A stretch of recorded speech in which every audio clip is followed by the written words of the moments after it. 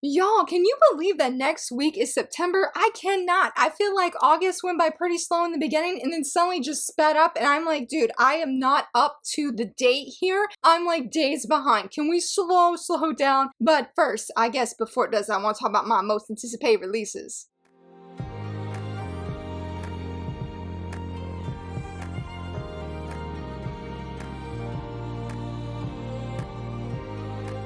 Hello friends, happy Wednesday. So very excited that you're here. It's the last Wednesday of the month, so I'm talking about all of my, or not all of my, excuse me, because I definitely have a lot, but my top 5 most anticipated releases of September. I'm very excited. I almost debated, should I do this at the beginning of the month, because I actually have some things that are coming that I'm very excited for. Thanks to everybody who has filled out my form saying, hey, this is what I'd love to see more on your channel, or this is what I'm liking on your channel. I deeply appreciate the feedback. It has been so helpful, and I am genuinely excited for the things that are going to be kicking off next month, so please stay tuned. Specifically, I should say, for Top 5 Wednesday. But talking about today, yeah, my top 5 most anticipated releases. I'm currently, as I'm filming this video, still working on the Shoujo release calendar, but please stay tuned for that on Friday. It doesn't seem like there's quite as many releases for September, but I feel like that's just sort of the calm before the storm, because I know there's things coming, and maybe because I haven't filled out or haven't done all of the graphics yet, that just feels a little bit smaller. I don't know, but let's go ahead and dive right in for number 1. Volume 10 of The Saint's Magic Power is Omnipotent, the manga. I don't even remember the last time we got a new volume of this series. I love it so much. I have a video review. It is one of the very few series I've read where I purposely delayed catching up on it because I was in the middle of reading the series, and I was like, I don't want it to end. I love Say, and I love everything that's happening, and just the release has come out way too slow. But in case if you're not familiar with this series, because I don't want to give spoilers, and honestly, it's been so long since we've got a new volume, I don't remember what happened in volume 9. Like, I'm pretty sure I have a vague idea because I've gone back to that volume before. Not very recently, but I know I've reread it. And so, but yeah, it's about our main female lead. Her name is Say, and she has been summoned to another world. The thing is, though, she wasn't the only one who was summoned. In fact, I don't remember what it is that they're like, we don't want you as the saint, we want this girl as the saint, who was a younger, more beautiful, more outgoing. I don't know if I'd say outgoing, but she just seemed more lovely overall to the kingdom that had summoned her. But the thing is what people don't realize is that Say genuinely does have some saintly and powerful abilities. I mean, as the title says, the saint's magic power is omnipotent, and it is omnipotent. And so we see her in this new world where she is really able to pursue some of her passions. I feel like, I don't think it was gardening, but when she's making all of these potions kind of thing, but to like help aid in healing and whatnot, and she does like this incredible feat of healing somebody. It was like, how did you even do that kind of thing? So she is very OP in her own right, but she's sort of being isolated. She's being looked over because, again, she's not the beautiful saint, so to speak, to put it in like simpler, non-spoiler terms, because there's definitely a lot of things contributing to it. And so that does lead to issues down the long run, because people are eventually going to find out that Say is OP.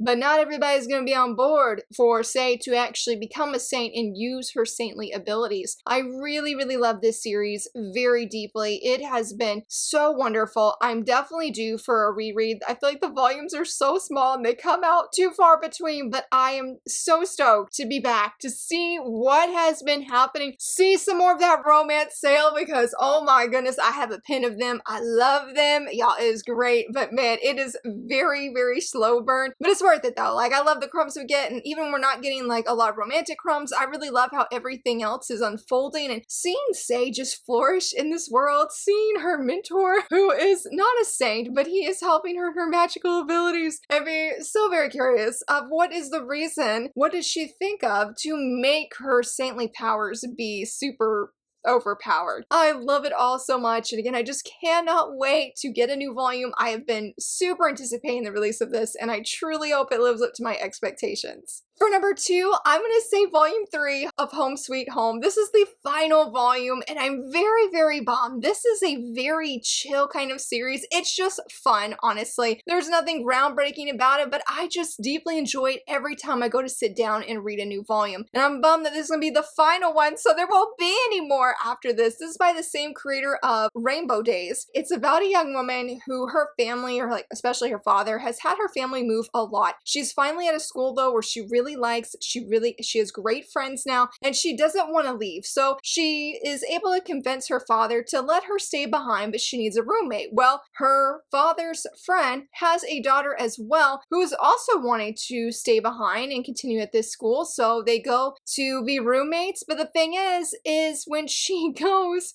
to meet her roommate for the first time, it's actually a guy. And he is like in a grade above her or 2 grades above her because she calls him senpai. Obviously, this is gonna cause some shenanigans. I don't know if shenanigans is the right word, but some funny things happen because our female lead is her expressions are totally on her face. Like, she can't hide her feelings is what I'm trying to say. I mean, everything's coming out on her face and she's gonna let things be known. The thing is though, she starts having romantic feelings for him, but again, their parents don't know because I believe her father's friend, I think he knew that the female lead was not a guy, but definitely her father did. And so we're volume 2 ended, things are starting to come out and it was just so funny. So very excited, very happy for how volume 2 ended, had a great time, and definitely like I felt the same with volume 1. Like, I was sort of worried that volume 2 would not live up to the same excitement I had for volume 1, but no, it continues to live up to that hype. And so I have very high expectations for volume 3, hoping for the same thing, hoping for a good ending, because I've really appreciated how it's just been honestly fairly drama free. Like, this is just a really nice, smooth kind of story that has maybe like a very tiny speck of angst that just sort of keep you on the edge of your seat a little bit, because everything can't be completely smooth sailing for our female lead, but it's enough that I'm just very invested. And even if there was no drama, I would still love it for it because I just love the characters, love the female lead, and truly cannot wait to read this final volume, even though I wish it wasn't the final volume. Number 3 is Choking on Love Volume 3. Oh my goodness, I love this series. It's definitely in my top 12 of favorite reads I've read so far of this year. Like, when I'm filling out my, let's say, bingo board, when I'm filling out my graphic that I do at the end of each month, where I'm like, okay, this is my favorite read. So at the very end of the year or early next year, I go through and see what was my favorite read of 2025. I'm not looking forward to filling that out, so good thing that's a future me problem. But yeah, Choking on Love. I actually was just rereading some of the end of volume 2 because I was like, man, I'm pretty sure I remember what happened. I was like, let me double check so that I'm not getting like overly excited, misremembering the wrong series or something. And no, I was not. Oh my goodness, this series is about a young woman who is in art school. She meets the male lead, Gaku, at her job. Like, he was a customer and she goes, no, she wasn't even working, I think, just then, or she was on break, but she's at her laptop. Gaku and the band, they're being sort of wild, a little bit unhinged, a little bit too loud for a public setting, and he ends up spilling his drink on her laptop. She has a major project due the next day. She's been working her butt off and she's like, there's no way I can do this, because her professor's like, hey, I want to see a little something different from you. And she didn't really know what that means. And so she meets, in this case, she gets to know the male lead, and he is so eccentric, so very different than our female lead, Hibari. They are like night and day, but yet she is very attracted to him, and against her own will, it almost feels like, where she's like, how could I like somebody like this when he's just so different? So it's their love story unfolding, and where volume 2 ended, it was just the perfect of things. And I just, oh my gosh, I can't wait to see what happens next. I do feel like volume 2 sort of ended like on a, not about to say a spoiler, on a cliffhanger of sorts, and I don't really feel like this is gonna be like a love triangle kind of series, because Gaku is just, he's such a unique male lead, and he's so unhinged, but like in the healthiest of respectful boundary way, at least for the most part. When Hibari says no, I do feel like he respects that. And so it's so interesting seeing a female lead that I really relate to, of sort of staying in your lane, you know, doing what you're good at, really struggling ultimately to branch out and try new things. Like, I love seeing her slowly thrive, because I definitely feel like, I wouldn't say necessarily because I got married or anything, but I just feel over the years that I have slowly been seeing the beauty of branching out, trying new things, even when you feel 100% not confident in what you're doing and feel like, oh my gosh, this sucks. You know, like all those things. Hibari is totally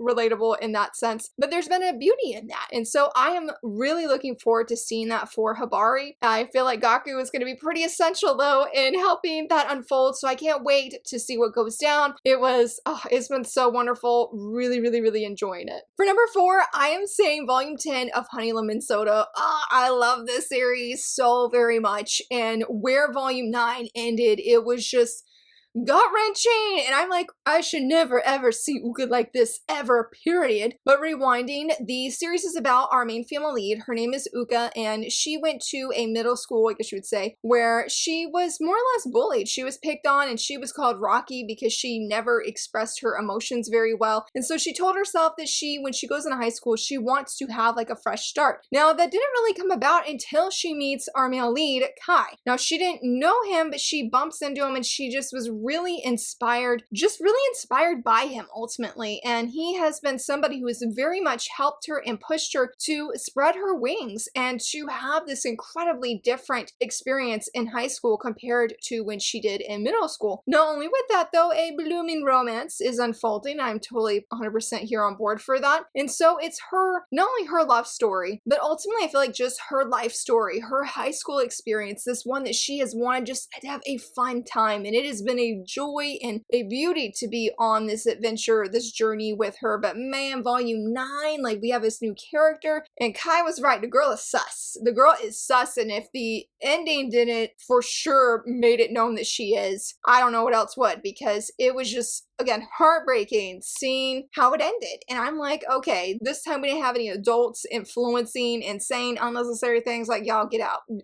Leave the room, let Uka do what she's doing, because, you know, there's definitely been a lot of pushback and for her that she's dating this delinquent because he has blonde hair and he hangs out with a rough crowd. That's not the goody two-shoes or just the normal, and I guess really mean that in a bad way, but they have a very different vibe. And most people associate their vibe in a negative way compared to other students. Other students being similar to Uka, though she is more, seems on the extreme side. I love her very dearly. I don't mean that as an insult to her. So it was interesting not seeing that like we have in previous volumes, and now it's actually somebody that's in her class. Yeah, I'm pretty sure if she's not in Uka's class, she's just, will say, in the student body. And the things that are coming from that, I'm truly hoping that this next volume wraps it up, because I was like, I just can't see any kind of redemption for me with this character because of how sly she seems to be. Because there's just subtle moments where you can see the truth, you can see the reality of the moment. So I would love to see that wrapped up in volume 10 and just see joy on Uka's face.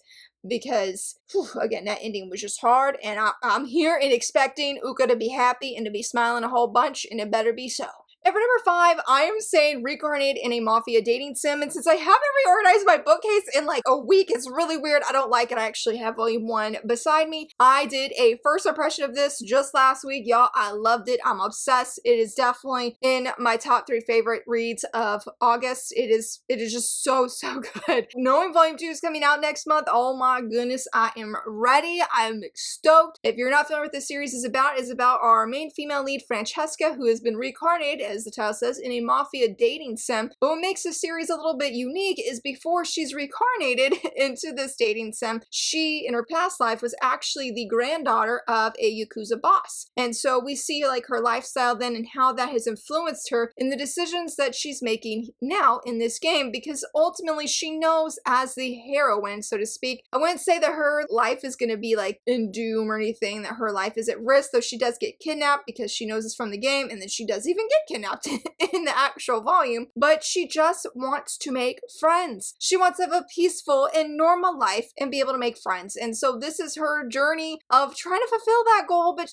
Leonardo, her fiance, who is like the ultimate baddie in this series, is just not having them to break off this engagement. Like we know right from the start, he said, no, I don't want us to end this engagement. And so she is trying to change how the original plot went, but it's not really going according to plan the way she wants. And so that is her story, and man, I loved it so much. I'm not even really sure what to say since I just filmed that review very recently, so I feel like it's really fresh and trying to think of something different to say. But definitely, if you like enemies to lovers, if you like that mafia vibe, if you just want a super cool female heroine, because how could somebody be kidnapped and be straight-faced and not panic? I don't know, but that's our girl Francesca, and I just admired her so much, her strength, her dream here, because even though like things are changing, I mean, I guess her life is not quite where she knows that she could, you know, her life could be snuffed out. It's still like, aren't you worried about that, Francesca? But she's not. She's like, yes, the plot changed because now that means my life's gonna be different and I could hopefully get out of this mafia ring boss kind of thing that's happening and go make normal friends. And I just was really blown away by that. Like, it really scratches that itch for villainous manga where it has the Otome game vibes and you knowing there's gonna be danger, but you know, things are just not going according to plan despite that you're like, I'm gonna change it for X reason. But just her reason is so different because, you know, usually villainous manga, they're just like, okay, long as I don't meet my doom, the death flags, I'm good. But no, Francesca's, that's not even her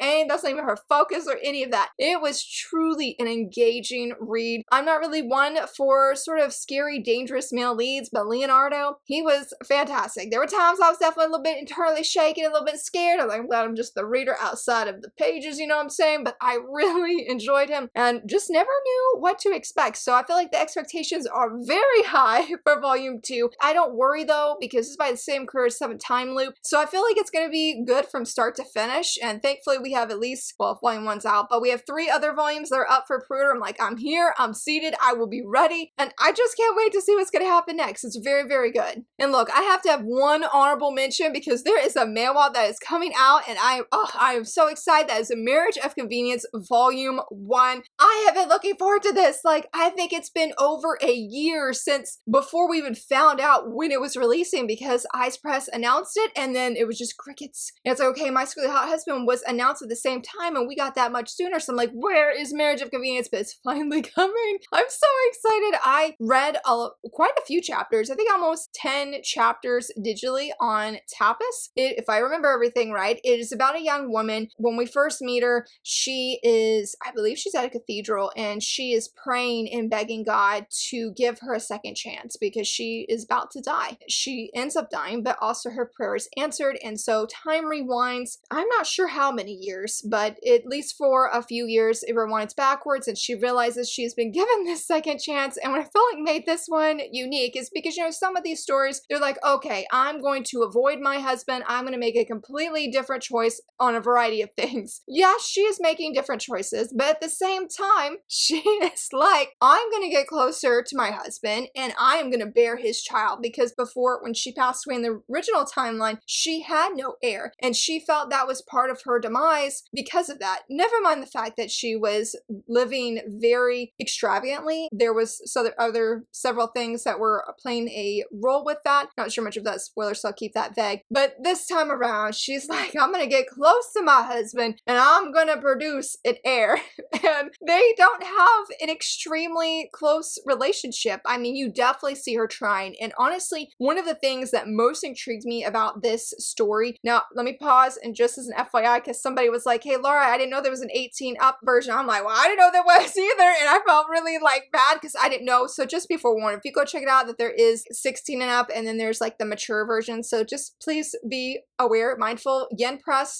Ice Press has not confirmed if it is going to be the mature version. Right now with volume 1, it is not. I'm not sure if that's going to be the continued route because I'm trying to think if in the past if Yen has ever changed it where it was like it started off as like say the 16 and up version and then later volumes and went to the mature version. I really don't know. So yeah, just as an FYI. So what I was going to say though is I love the setting of this. I just think of this Viking-like. I mean, they're not on the ocean or anything like that, but it's very cold and the castle that they're in is all stone and it doesn't have like all this lavish furnishing with a lot of carpet and whatnot. Like there's just a coolness that seems to be wrapped up in this story. And even I would say that the female lead contributes to that. Some of that on purpose and then some of it is unintentional, like at least when I was reading a little bit further but then stopped because I'm like, I'm just gonna keep reading physically because I just enjoyed it so much and I'm very, very excited to see how she's gonna accomplish her goal because even just right at the start with the subtle changes she's having, her husband is like, she's not acting the same. And the thing is too, is she's so adamant in the beginning. She's like, you don't want to be intimate with me because you're seeing another woman, you're cheating on me. Granted, we don't know for certain as the reader, at least where I stopped, but it really doesn't seem like that's the case. It really feel like that this guy is just out there in the battlefield doing what he's got to do. Like he has not seen any other woman, but she is just so bold in saying that she is, or excuse me, that he is. So I'm curious to see again of how that's going to gonna all unfold. I cannot wait. I truly hope that I enjoy past what I read. I have reread the beginning at least twice because I wanted to make sure this was something I wanted, and yes, it was. So I guess we'll be looking forward to that as well as all of these, and I'm, as you can see, very, very excited. I can't wait for all of these to release, plus other things I've pre-ordered. It's gonna be an amazing month, I'm sure, at least, and I hope that it slows down because it's going way too fast. But yeah, let me know, are any of the things that I've shared, are they on your like most anticipated list, or maybe just on your list of pre-orders, or things maybe you're just interested in? Let me know down below, and if you enjoyed this video, please give it a thumbs up and subscribe, and thank you so much for watching. Bye!